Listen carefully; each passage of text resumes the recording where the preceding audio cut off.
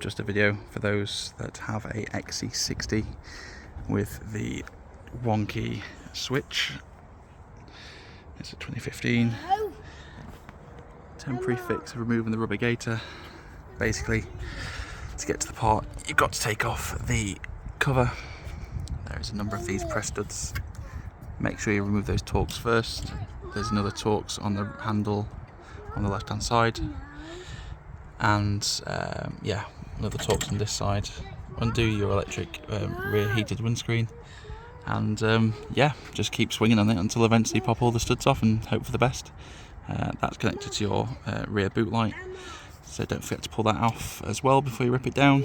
And then basically there's 4 10mm or 11mm, I can't remember now,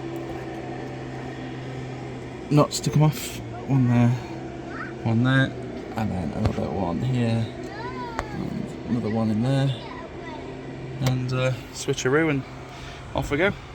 Cheers.